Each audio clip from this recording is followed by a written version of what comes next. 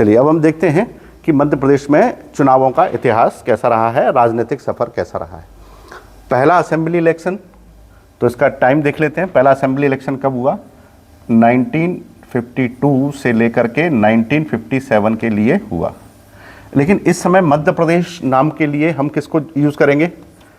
CP Brar को, CP Brar को use करेंगे क्योंकि उस समय यही था। लेकिन 1956 में बदल गया। तो यहाँ पर हम देखेंगे कि 1952 से लेकर के 1956 तक यहाँ पर प्रेसिडेंट जो हमारे चीफ मिनिस्टर हैं वो रविशंकर शुक्ला ही रहे। तो यहाँ पर सीएम कौन कौन रहे, पहले हम इसको देख लेते हैं। सबसे पहले सीटें समझेंगे, फिर उसको समझेंगे, है ना। तो इसको सीपी बरार कहेंगे, अभी यहाँ पर एमपी नहीं कहेंगे। और फिर इसको 1956 के बाद मध्य प्रदेश कहेंगे, 1956 के बाद। तो यहाँ पर पहले सीएम की बात करेंगे तो सबसे पहले रविशंकर शुक्ला ये सीएम रहे। और 31 दिसंबर 1956 में इनकी डेथ हो गई। तो इनकी डेथ के बाद फिर बनाया गया अन्ना भाऊ मंडलोई को, भगवत राव मंडलोई। लेकिन मंडलोई कार्यकारी बनाए गए, एक्टिंग बनाए गए। मंडलोई इसलिए बनाए गए कि जब तक एक स्थायी मुख्यमंत्री का चुनाव हो तब तक के लिए मंडलोई को दे दिया गया। इसलिए मंडलोई को लोग कहते हैं कि एक्टिंग। हालांकि एक्टिंग चीफ मिनिस्टर जैसी कोई चीज़ नहीं होती है, वो तो तभी होती है जब code of conduct, model code of conduct आता है तब। तो इनको अस्थायी रूप से बनाया गया। और इसके बाद बुलाया गया कैलाशनाथ काटजू को। और ये बहुत बड़े वकील हुआ करते थे उस समय हमारे हिंदुस्तान के। नेहरू जी के बहुत अच्छे मित्र हुआ करते थे और नेहरू जी ने इन पर भरोसा दिखाया और इनको यहाँ भेज दिया। और ये मध्य प्रदेश के रतलाम के जावरा से संबंधित थे।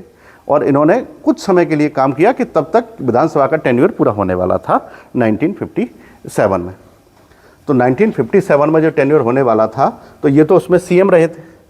अगर हम देखेंगे कि इसमें स्पीकर ऑफ विधानसभा कौन रहा है, तो स्पीकर ऑफ विधानसभा की जिम्मेदारी दी गई थी कुंजीलाल दुबे को।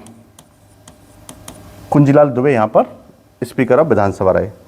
और इसमें लीडर ऑफ अपोजिशन कौन रहा? लीडर ऑफ अपोजिशन, पहली विधानसभा में लीडर ऑफ अपोजिशन की मान्यता किसे मिली? तो पहली विधानसभा में लीडर ऑफ अपोजिशन की मान्यता एक्चुअली में तो किसी के पास नहीं थी, लेकिन फिर भी तामस्कर साहब को ये जिम्मेदारी दी गई। तामस्कर को पहली विधानसभा में लीडर ऑफ अपोजिशन के नाम से जाना जाता है। और इस विधानसभा में महिलाओं की संख्या लगभग कम थी और यहाँ पर बहुत बड़ी संख्या में महिलाओं को टिकट दिए ही नहीं गए थे। और ये यहाँ का स्ट्रक्चर था। अगर हम सीट की बात करेंगे तो वही सीटें रहेंगी 184 जो मैंने बताई थी, 136 सिंगल मेंबर और 48 ये सिंगल मेंबर, ये डबल मेंबर, ये सीट्स रहेंगी, ये डबल मेंबर सीट्स रहेंगी। और इन्हीं को 1956 में बदल दिया गया। यहाँ कितनी कर दी गई? 218। और 218 का क्या स्ट्रक्चर बना? 148 और 70। तो ये स्ट्रक्चर बना।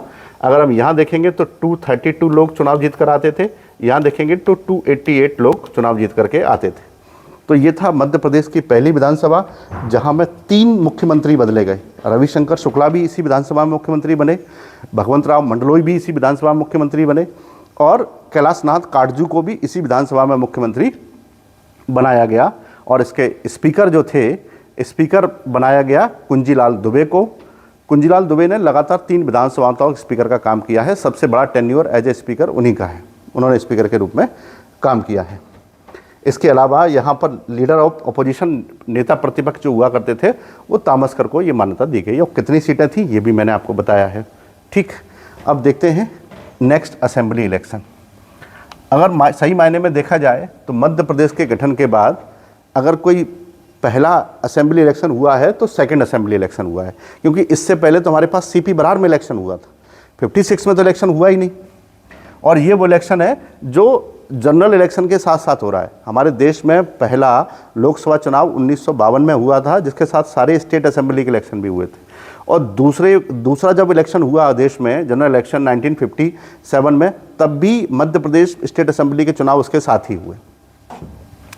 तो आइए इसका टेन्योर लिख लेते हैं पहले दूसरी विधानसभा का, 1957 टू 1962, ये दूसरा टेन्योर है हमारी विधानसभा का। और पहले हम देखेंगे इसमें सीट्स कितनी है। तो सीट्स तो वही है, नंबर ऑफ सीट्स 218 है, और 218 का वही स्ट्रक्चर है जो आपको बताया गया पहले, 148/70 डीएम और एसएम। 288 लोग चुनाव जीत के आएंगे।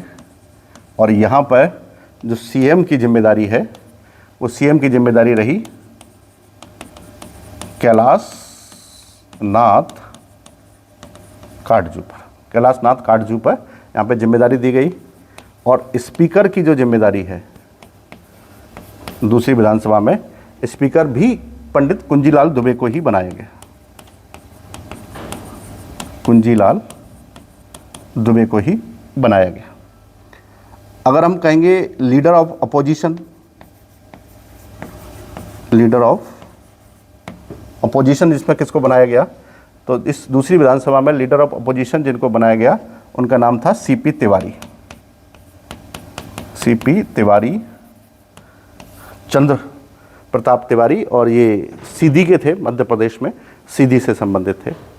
तो ये था यहाँ का स्ट्रक्चर कि दूसरी विधानसभा में क्या हुआ। ये दूसरी विधानसभा 57 से 1962 तक रही, है ना। और इस विधानसभा में केवल एक ही सीएम रहे, सीएम को नहीं बदला गया। लेकिन पहली विधानसभा में 3 सीएम रहे थे। एक तो रविशंकर शुक्ला की डेथ हो गई थी इसीलिए, दूसरे जो भगवंत राव मंडलोई थे वो अस्थायी चुने गए थे, और फिर नेहरू की पसंद नहीं थे, नेहरू की पसंद कैलाशनाथ काटजू आए जो यहाँ पर आए थे और बहुत बड़े वकील थे। और ऐसा माना जाता है कि कैलाशनाथ काटजू ने सीएम बनने से पहले नेहरू जी से ये कहा था कि आप मेरी पासबुक चेक कर लीजिए बैंक की, कि बाद में आप ये मत कहिएगा कि मैंने कोई करप्शन किया है, क्योंकि उस समय वो देश के बड़े वकीलों में थे और उनके अकाउंट में उस समय बहुत सारा पैसा होता था उनके अकाउंट में। तो उन्होंने कहा था कि आप ये सब देख लीजिए, मेरे को केवल काम करने से मतलब है। और ये कैलाशनाथ काटजू दिल्ली बेस्ड थे, रहने वाले अपने एमपी के थे, रतलाम के जावरा के थे, लेकिन काम उन्होंने सबसे ज़्यादा वहीं किया था। वकालत उनकी बहुत अच्छी चलती थी उत्तर प्रदेश में और दिल्ली में, लेकिन नेहरू के कहने पर उन्होंने यहाँ पर सीएम का काम किया। तो ये थी हमारी दूसरी विधानसभा।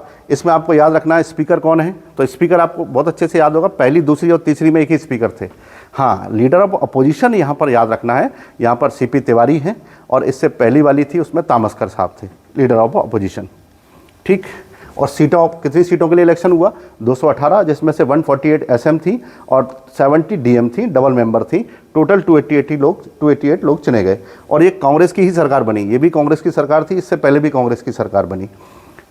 और ये चुनाव भी उसके साथ हुए, क्योंकि जहाँ ये चुनाव सेंट्रल में जनरल असेंबली के हुए थे, नेहरू उधर प्राइम मिनिस्टर बने थे, और यहाँ पहली में भी नेहरू प्राइम मिनिस्टर थे। अब 1962 में देखते हैं तीसरी विधानसभा के चुनाव। मध्य प्रदेश में तीसरी विधानसभा के चुनाव का, विधानसभा का जो टेन्योर है वो है 1962 से लेकर के 1967, 1962 से लेकर 1967।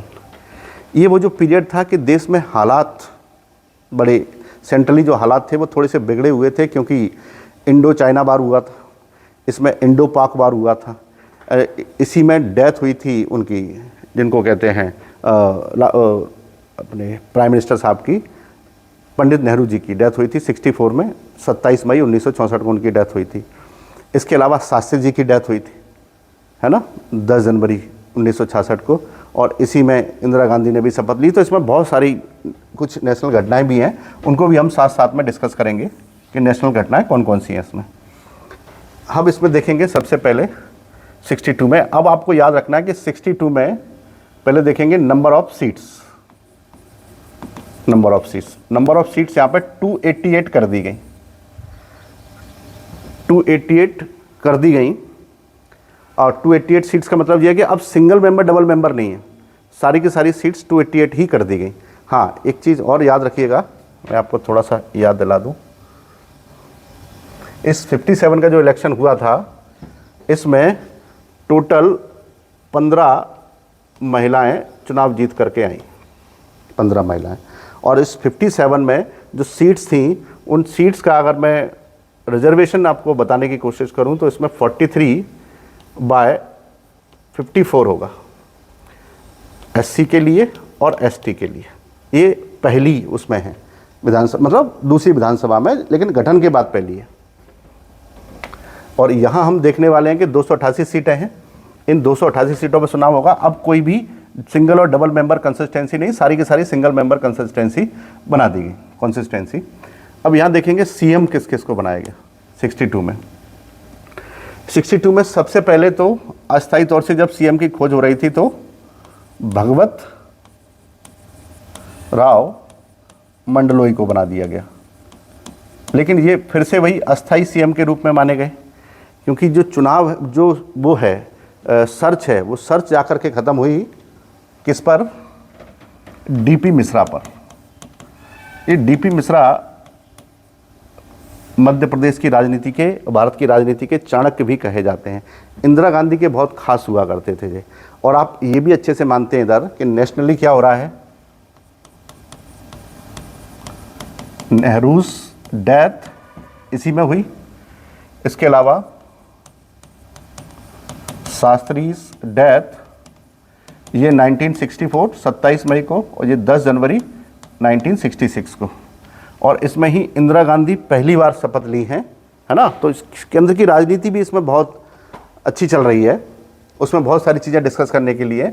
जब हम कभी जनरल इलेक्शन की जो सफ़र है उसको डिस्कस करेंगे पोस्ट इंडिपेंडेंस को, तो उसमें इन सबको डिटेल में डिस्कस करेंगे कि उस समय पॉलिटिकली क्या क्या चीज़ें हो रही थी और कौन कौन सी चीज़ें हमको याद रखनी चाहिए। तो इसमें दो ही सीएम हमको देखने को मिले हैं, एक हैं भगवंत राव मंडलोई और फिर है डीपी मिश्रा। डीपी मिश्रा बहुत पढ़े लिखे विद्वान व्यक्ति थे, पत्रकार भी रहे हैं और करमवीर जैसे पत्रकार उनमें उसने काम भी किया है, लेकिन वो बस उनको राजाशाही बिल्कुल भी पसंद नहीं है। मोनार्कियल सिस्टम जो है और जो रॉयल सिस्टम है उनको बिल्कुल भी पसंद नहीं था, तो इस मामले में वो बिल्कुल ही स्ट्रिक्ट रहते थे। अब यहाँ देखा जाएगा कि इस दूसरी जो विधानसभा हुई है, ये तीसरी विधानसभा मध्य प्रदेश में गठित हुई है, तो इसमें स्पीकर किसे बनाया गया, स्पीकर तो आपको पता होना चाहिए। स्पीकर मैंने आपको पहले ही बता दिया है कि 3 विधानसभाओं तक कुंजीलाल दुबे को ही बनाया गया। कुंजीलाल दुबे ही हमारे स्पीकर हैं और इस तरह से कुंजीलाल दुबे ने इस विधानसभा में काम करते हुए 10 साल से अधिक कुछ दिनों तक काम किया है और सबसे लंबे समय तक स्पीकर का काम करने वाले व्यक्ति के रूप में जाने जाते हैं। इसके बाद अगर हम बात करेंगे लीडर ऑफ अपोजिशन, तो लीडर ऑफ अपोजिशन को अगर हम देखेंगे तो लीडर ऑफ अपोजिशन उस समय तीसरी में बनाए गए वीरेंद्र कुमार सकलेचा, बी के सकलेचा को लीडर ऑफ अपोजिशन बनाया गया यहाँ पर। और इलेक्शन कितनी सीटों के लिए हुआ है ये भी आपको समझ में आ गया। लीडर ऑफ अपोजिशन कौन था ये भी ठीक है, और स्पीकर कौन था ये भी समझ में आ गया। और इसमें भी अगर हम बात करेंगे, अगर हम 15 विमेन चुनाव जीत करके आई, 15 महिलाओं ने यहाँ पर चुनाव जीता है। 57 में भी 15 ने और यहाँ भी 15 महिलाओं ने चुनाव जीता है। ठीक, तो ये हो गया। अगर हम रिजर्वेशन की बात करेंगे तो यहाँ थोड़ा सा चेंज हुआ और 44/54 हो गया। एससी के लिए और एसटी के लिए थोड़ा सा चेंज किया स्लाइटली, लेकिन बहुत बड़ा चेंज नहीं हुआ है। तो ये था हमारे मध्य प्रदेश की तीसरी असेंबली के इलेक्शन। और तीसरी असेंबली इलेक्शन के बाद जो इस समय सीएम का पद संभाल रहे थे वो थे द्वारका प्रसाद मिश्रा। और द्वारका प्रसाद मिश्रा बहुत तेज तर्रार राजनीतिज्ञ थे, ये आपको अभी आगे समझ में आएगा। अब आते हैं चौथे असेंबली इलेक्शन की तरफ। चौथे असेंबली इलेक्शन का टेन्योर देखेंगे सबसे पहले, तो इसके चुनाव होते हैं 1967 में और 67 से लेकर के 1972 तक इसके चुनाव होते हैं। ये वो चुनाव था जो हमारा उसके साथ हुआ कि जब आप लोकसभा के चुनाव हो रहे हैं तो इसका भी चुनाव हो रहा है ना। लेकिन 67 में लोकसभा के चुनाव इंदिरा गांधी के शासनकाल में हुए, जिसमें कांग्रेस की सीटों में भारी कमी आई, क्योंकि देश में बहुत हालात ख़राब हो रहे थे, गरीबी के, भुखमरी के, और पूरे वर्ल्ड का मीडिया ये कह रहा था कि सीटें कम होंगी और अंततः सीटें कम हुई, क्योंकि हमारे पास इकोनॉमिकल स्ट्रक्चर हमारा बहुत बिगड़ा हुआ था। लेकिन फिर भी सरकार बनाने में इंदिरा गांधी सफल रहीं। सरकार बनाने में वो सफल तो हो गई, लेकिन अंततः उनकी पार्टी में ही डिसइंटीग्रेशन हो गया, फूट पड़ गई और कांग्रेस ने ही इंदिरा गांधी को अपनी पार्टी से निकाल दिया 12 नवंबर को 1969 में। जब इंदिरा गांधी पार्टी से निकली तो उन्होंने नई पार्टी फॉर्म कर ली अपनी, और उनकी खुद की पार्टी जो कांग्रेस आई थी वो इतनी पॉपुलर हो गई कांग्रेस आर, कि अब उसको लोग ज़्यादा पसंद करने लगे, और इंदिरा गांधी ने फिर उसी के नाम से कांग्रेस को स्थापित कर दिया। खैर ये सेंट्रल पॉलिटिक्स की बात है, अभी हम लोग अपनी स्टेट पॉलिटिक्स पे आते हैं। 1967 में पहले देखेंगे सीट्स कितनी थी जिनके लिए चुनाव हुआ। तो सीट चुनाव हुआ है अब 296 सीट के लिए चुनाव हुआ है, 296 सीटों के लिए 67 में चुनाव हुआ है। अब देखेंगे सीएम, यहाँ पर सीएम का पद बड़ा महत्वपूर्ण है। सीएम का पद इसलिए महत्वपूर्ण है कि मध्य प्रदेश की राजनीति में पहली बार बड़ा मजा आया, पहली बार बनी हुई सरकार को गिनाया गया, क्योंकि अभी तक हमारे पास एंटी डिफेक्शन लॉ तो है नहीं कि हम किसी को दल बदलने से रोक सकते हो। हालांकि दल बदलने से व्यापक पैमाने पर अभी भी नहीं रोका जा सकता है, लेकिन तब तो बिल्कुल भी नहीं रोका जा सकता था। ये तो वो समय था जब राजनीति में आया राम गया राम होता था, ये वो समय था। और यही कारण रहा कि 1967 में शपथ तो ली डीपी मिश्रा ने, डीपी मिश्रा बने कांग्रेस की ओर से सीएम। लेकिन डीपी मिश्रा के एक राइवलर थे एमपी के, जिनका नाम था गोविंद नारायण, और ये विंध्य प्रदेश के अवधेश प्रताप सिंह के बेटे थे और बहुत राजाशाही में रहे थे। उनको डीपी मिश्रा के साथ बिल्कुल भी तालमेल नहीं बैठता था। जैसे मैंने बताया कि डीपी मिश्रा को शाही राजनीति बिल्कुल पसंद नहीं है, राजघराने बिल्कुल पसंद नहीं है। ऐसी स्थिति में वो उनका बिल्कुल भी सपोर्ट नहीं करते थे, जबकि पहले उनकी कैबिनेट में वो रहे थे, फिर भी उनका सपोर्ट नहीं डीपी मिश्रा करते थे। ऐसा एक वाकया है जो आपको मायाराम सर्जन की जो किताब है उसमें मिलता है, और भी कई आर्टिकल्स में मिलता है, कि इनका किसी महिला के साथ विवाद हुआ, गोविंद नारायण सिंह का, और उस विवाद में वो मानते थे, क्योंकि वो मिनिस्टर थे, कैबिनेट मिनिस्टर थे, तो उनको लगता था कि सीएम उनकी मदद करेंगे, और सीएम ने उनकी बिल्कुल भी मदद नहीं की। तो जब 1967 के इलेक्शन के बाद जब सिनेरियो बना, तो यहाँ पर गोविंद नारायण सिंह, और उस समय यहाँ पर 80 सीटें लेके आई थी जनसंघ की ओर से ये विजय राजे सिंधिया। तो विजय राजे सिंधिया ने इनको मौका दिया गोविंद नारायण को, यदि आप कांग्रेस के कुछ लोगों को लेकर के हमारी पार्टी में आ जाते हो तो फिर हम आपको सीएम बना देंगे। और गोविंद नारायण सिंह ने बड़े नाटकीय ढंग से लगभग 30 लोगों के आसपास लोग, कांग्रेस के लोगों को अपने साथ लेकर के दूसरी पार्टी में जाना तय किया, और कांग्रेस को छोड़ दिया।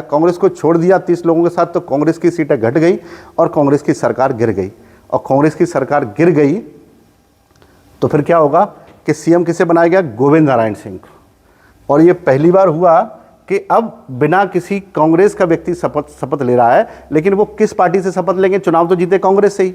तो कांग्रेस से अलग होकर के, बागी होकर के गोविंद नारायण सिंह ने संयुक्त सोशलिस्ट पार्टी, प्रजा सोशलिस्ट पार्टी, इनके साथ मिलकर के, और भारतीय क्रांति दल बीकेडी के साथ मिलकर के, और जनसंघ के साथ मिलकर के एक नई सरकार बनाई। उसको कहते थे एसबीडी, संविद सरकार,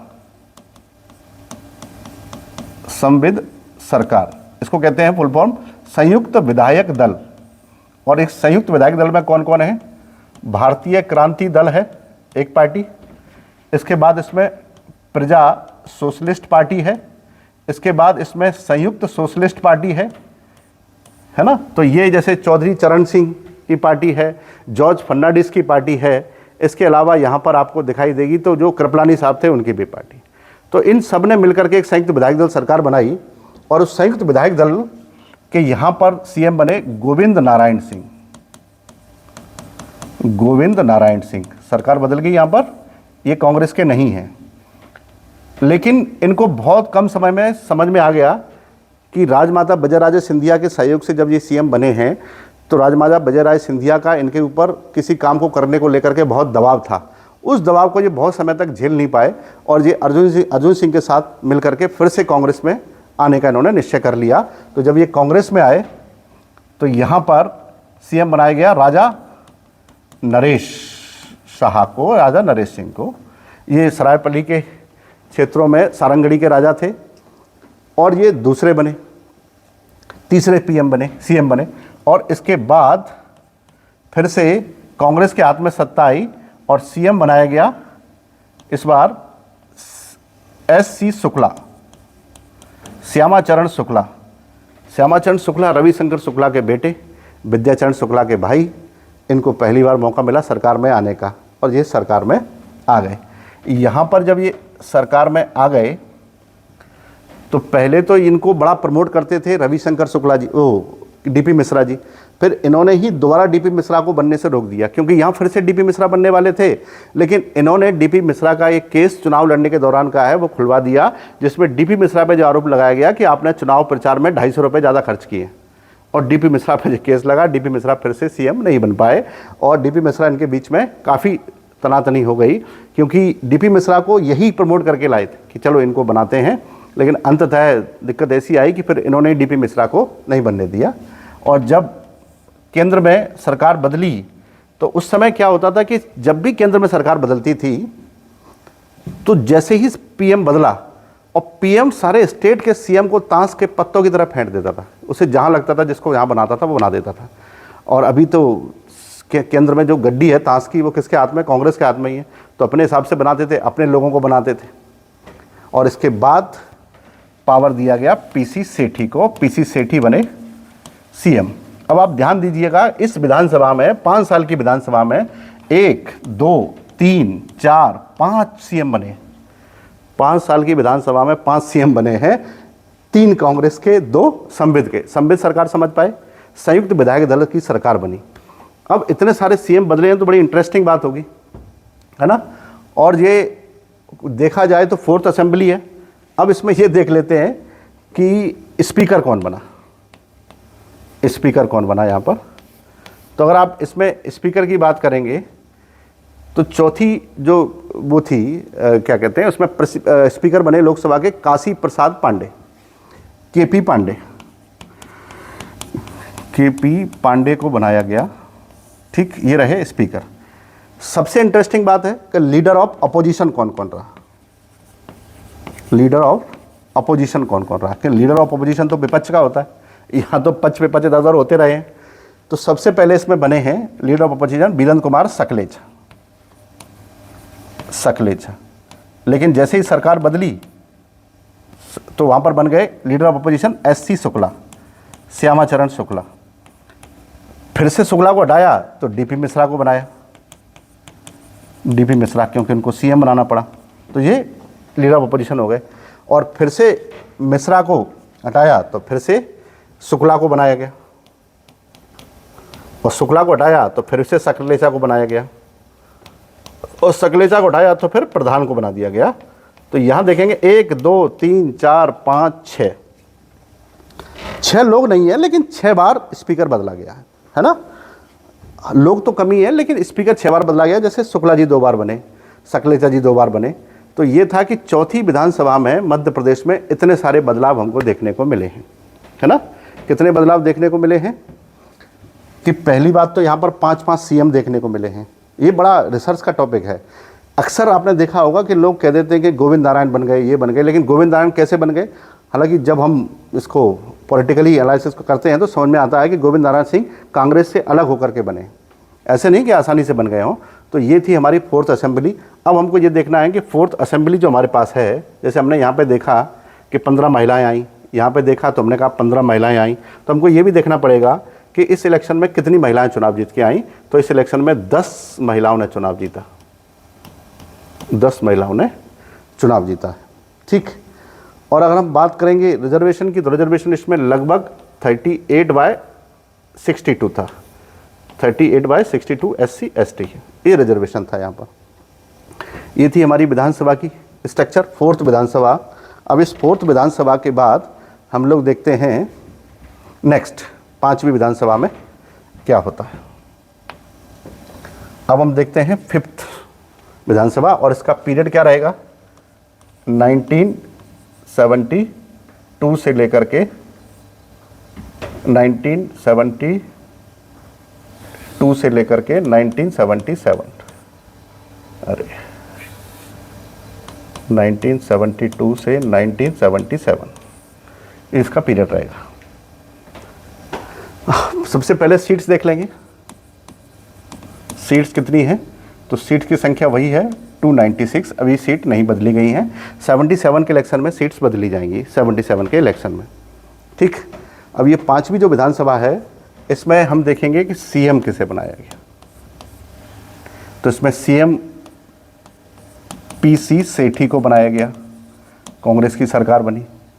ठीक, अगर हम स्पीकर की बात करेंगे तो इस समय 2 स्पीकर बनाए गए। सबसे पहले इसमें स्पीकर बने टीटी हरिश्चंद्र और दूसरे बदले गए गुलशेर अहमद को बनाया गया। अगर हम लीडर ऑफ अपोजिशन की बात करेंगे तो यहाँ पर बने Kailash Joshi leader of opposition बने। इसके अलावा अगर यहाँ पे देखा जाए तो विमेन जो चुनाव जीत करके आई वो इनकी संख्या थी 0। ये मतलब देखने वाली बात थी कि पहले 15 विमेन आई, फिर 15 आई, फिर 10 आई, फिर 0 विमेन ने चुनाव जीता है। यहाँ पर किसी भी महिला ने चुनाव जीतने में सफलता प्राप्त नहीं की इस 5th असेंबली इलेक्शन में। और 5th असेंबली इलेक्शन में सीएम पीसी सेठी रहे। और पीसी सेठी को जब हटाया गया, क्योंकि केंद्र में विद्याचरण शुक्ल जो श्यामाचरण शुक्ल के भाई थे वो बहुत नज़दीकियाँ बना रहे के साथ संजय गांधी के साथ, तो उनकी क्लोजनेस के कारण से उसका जो फ़ायदा है वो उनके भाई को मिला। और श्यामाचरण शुक्ला यहाँ पर एससी शुक्ला सीएम बनाए गए। जब वो सीएम बने 1977 में तो केंद्र में बड़ा बदलाव हुआ। केंद्र में 77 में इमरजेंसी के बाद इलेक्शन हुए। केंद्र में इलेक्शन हुए। इलेक्शन में पीएम बने मोरारजी देसाई, देसाई।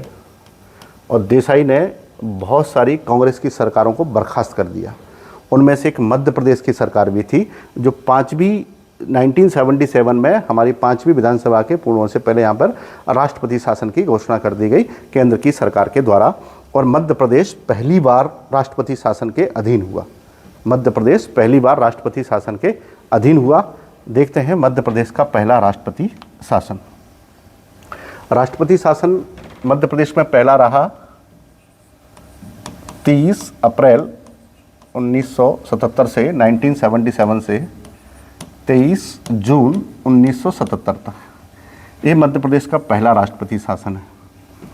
तो पहली बात तो ये देखना है कि जब राष्ट्रपति शासन लगा उससे पहले सीएम कौन था। तो सीएम आपको पता है एससी शुक्ला थे। फिर हमको देखना है कि यहाँ पर गवर्नर कौन था उस समय। तो अगर हम गवर्नर की बात करेंगे तो गवर्नर थे एसएन सिन्हा साहब गवर्नर थे। तो हमको ये देखना है कि पीएम कौन था हमारे देश में। पीएम तो मैंने बताया कि मोरारजी देसाई थे, क्योंकि देसाई के हाथ में जैसे ही पावर आई देसाई ने फिर से सीएम को ताश के पत्तों की तरह फेंट दिया। लेकिन बस फ़र्क इतना था कि इस बार ताश की गड्डी कांग्रेस के हाथ में नहीं, मोरारजी देसाई के हाथ में थी। मोरारजी देसाई जनता पार्टी के पीएम थे, कांग्रेस के पीएम नहीं थे, जनता पार्टी के थे। जनता पार्टी वो थी जो कांग्रेस से ही अलग होकर के, कांग्रेस से ही नाराज़ होकर के लोगों ने मिल करके बनाई थी जनता पार्टी, जिसमें जनसंघ भी शामिल हो गया था, है ना।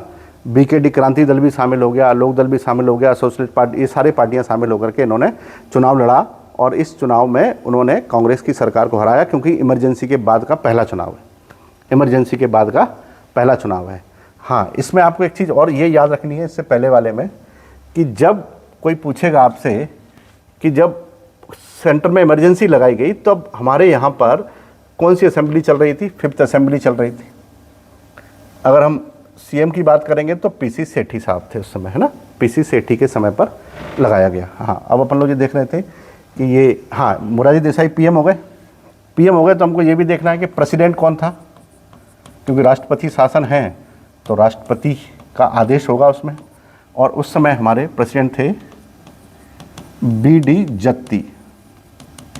जत्ती, जो कि एक्टिंग थे, यानी कार्यकारी जो थे उनको बीडी जत्ती को ये पावर दी गई थी। बीडी जत्ती ने इस पर साइन किया। तो प्रेसिडेंट बीडी जत्ती थे, गवर्नर सत्यनारायण सिन्हा थे, सीएम एससी शुक्ला थे और प्राइम मिनिस्टर मोरारजी देसाई थे। और ये मध्य प्रदेश की पहली इमरजेंसी थी जो 1977 में लगी।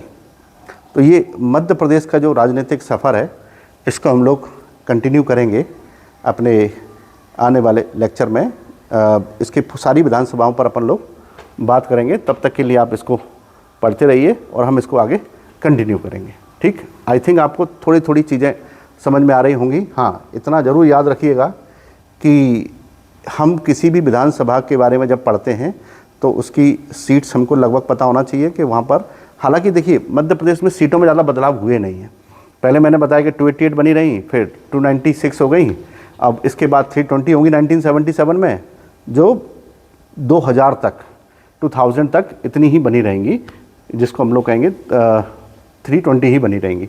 उसके बाद 2000 के बाद आकर के वो 230 होंगी, उससे पहले 320 ही बनी रहेंगी सीटें। तो ये थी सीटों की संख्या। इसके अलावा किसके समय पर क्या हुआ, सीएम के समय पर, ये हमको देखना होता है। प्रेसिडेंट रूल किसके समय पर लगा गया। अब जैसे आपने देखा कि 5th असेंबली के बाद प्रेसिडेंट रूल लगा दिया गया, उसके बाद 6th असेंबली के इलेक्शन हुए, तो दो जो कौन सी विधानसभाएं उनके बीच में प्रेसिडेंट रूल रहा है, तो 5वीं और 6वीं के बीच में प्रेसिडेंट रूल रहा है, 6वीं और 7वीं के बीच में भी प्रेसिडेंट रूल रहा है। ठीक, इधर 9वीं और 10वीं के बीच में भी प्रेसिडेंट रूल रहा है। तो हम इसको कंटिन्यू करेंगे आगे। तब तक के लिए आप लोग इसको पढ़िए, हम लोग फिर इस सीरीज़ को पूरा करेंगे।